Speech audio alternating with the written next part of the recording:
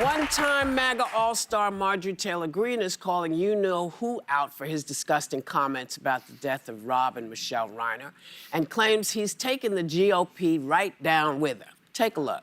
I thought that statement was absolutely, completely below the office of the President of the United States, classless. You have no problem calling out what the president said, but why do you think other Republicans have struggled to do so?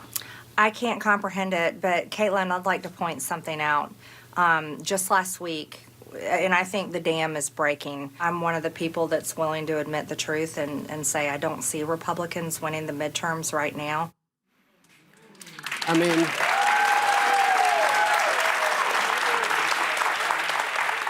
do y'all think the dam is breaking?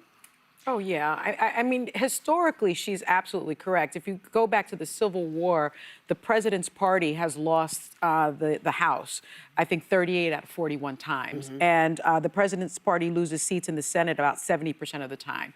So I don't think there's any question in my mind, at least, that at least the Republican slim majority, they only have 6 seats, a majority in the House, and actually 6 seats in the Senate. So I think there's no question either they lose the majority or it's going to be so slim that they're not going to really be able to function. The president's, his agenda is not going to be able to function. Yeah, I think the House is a foregone conclusion, and the chair of the RNC actually essentially admitted to this when he said, quote, Republicans are facing almost certain defeat in the upcoming midterms. He tried to walk it back, but that's kind of hard to walk back from. Yeah. I think the House is a foregone conclusion. The Senate's harder. But what that means is heading into election year, you should be asking, how am I delivering for my constituents? Not what party am I running on, what letters next to my name, what jersey. And today, this morning, there's breaking news that a number of Republicans partnered with Democrats that they want to extend these Obamacare subsidies because 20 million people are going to have their premiums skyrocket.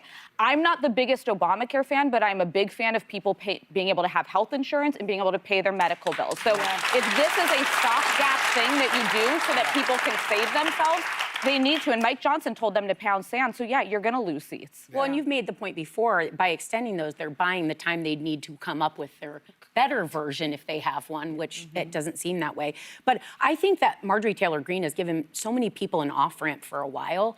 We always talked about how they were all vying for power, but as we head into midterms, they're going to most definitely lose.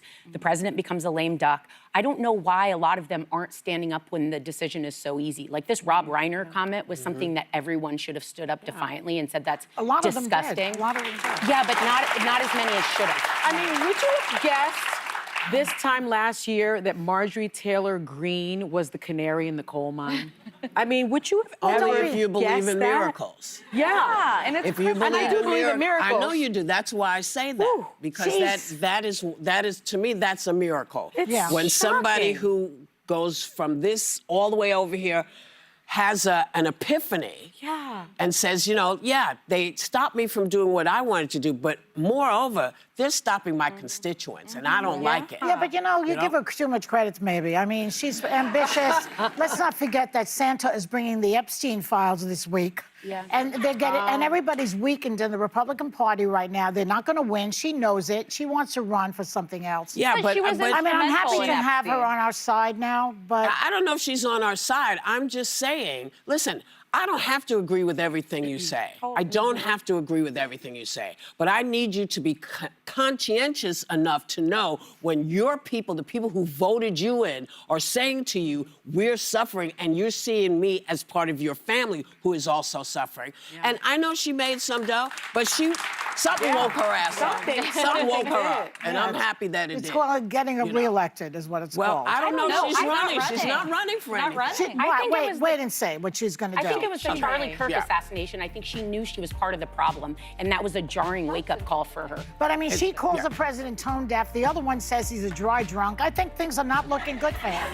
That's right.